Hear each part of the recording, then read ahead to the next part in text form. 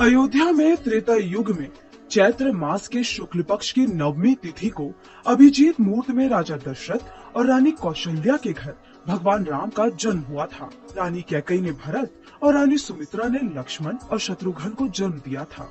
अयोध्या में ही चारों भाइयों का बचपन गुजरा। गुरु वशिष्ठ के आश्रम में रहकर चारों ने अपनी शिक्षा पूरी की थी। वनवास जाने से पहले करीब 25 वर्ष की उम्र तक श्री राम अयोध्या में रहे। सीता भी वनवास के पहले 12 वर्ष अयोध्या में रही।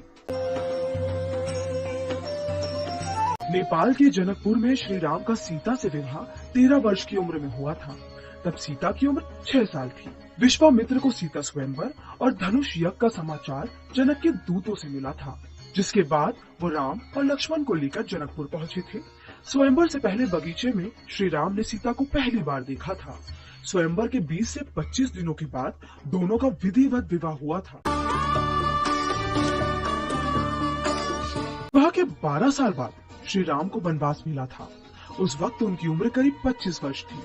भगवान राम, लक्ष्मण और सीता अयोध्या से करीब 170 किलोमीटर दूर प्रयाग पहुँचे, जहाँ उन्होंने ऋषि भरद्वाज के आश्रम में उनसे मुलाकात की। उत्तर प्रदेश के प्रयागराज में यह आश्रम है।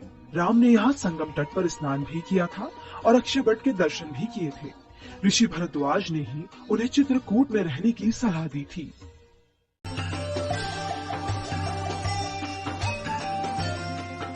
प्रयागराज से श्री राम, सीता और लक्ष्मण चित्रकूट पहुँचे। ये जगह उत्तर प्रदेश और मध्य प्रदेश की सीमा पर है, जहाँ मंदाकिनी नदी के किनारे कामतगिरी पर उन्होंने कुटिया बनाई थी। यहाँ वो साधु संतों के बीच 3 से 4 महीने रहे। राम भरत मिलाप भी चित्रकूट में ही हुआ था। यही भरत के कहने पर श्री राम ने अपनी चरण पादुकाएं उन्हें दी थी। भरत के लौटने के कुछ दिनों के भीतर ही श्री राम, सीता और लक्ष्मण भी यहाँ से आगे बढ़ गए थे।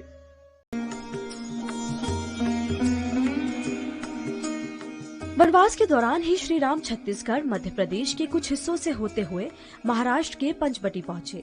वो वनवास के 13वें वर्ष तक यहीं रहे। यहीं पर दंडकारण्य में घूमते हुए रावण की बहन शूर्पणखा ने उन्हें देखकर विवाह का प्रस्ताव दिया था, जिसके बाद लक्ष्मण ने शूर्पणखा के नाक और कान काटे थे।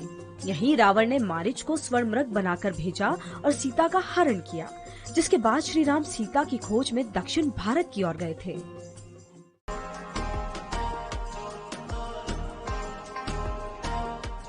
सीता की खोज में श्री राम कर्नाटक के बेलगांव पहुँचे, जहाँ शबरी का आश्रम है। उस समय उनकी उम्र करीब 38 साल थी। शबरी ने श्री राम को सुग्रीव के बारे में बताया था कि इसी आश्रम के दक्षिण की ओर किष्किंधा है। यही ऋषमुख पर्वत पर वानरों के राजा सुग्रीव रहते हैं, जिन्हें उनके भाई बाली ने महल से निकाल दिया है। उन्हें भी सहायता की आवश्यकता है। अगर आप सुग्रीव को उनका राज्य और पत्नी दिलवा देंगे तो वो भी आपकी मदद करेंगे।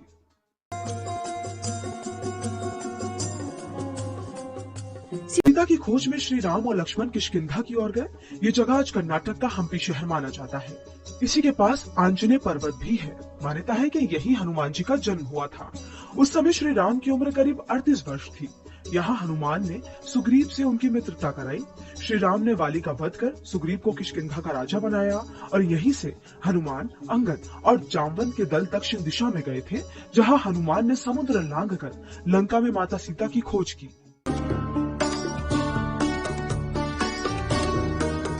किष्किंधा से वानर सेना के साथ भगवान राम और लक्ष्मण दक्षिण दिशा में रामेश्वरम के समुद्र तट पर पहुँचे थे, जहां उन्होंने शिवलिंग की स्थापना की थी, जिसे रामेश्वरम ज्योतिर्लिंग कहा जाता है।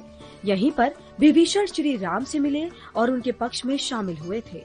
राम ने समुद्र से रास्ता मांगने के लिए 3 दिन तक तपस्या की और बाद में समुद्र पार करने के लिए वानर सेना ने रामेश्वरम में कुछ दूरी पर स्थित धनुषकोटि से सेतु बनाना शुरू किया था।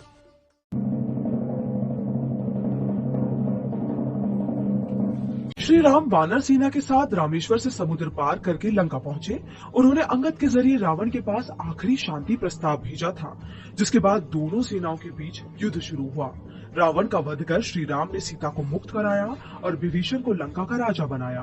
पुष्पक विमान से भगवान राम, सीता और लक्ष्मण पूरी वानर सेना के साथ अयोध्या लौटे थे, जहाँ भगवान राम का राज्य अभिषेक किया गया था। तब उनकी उम्र करीब 39 साल थी।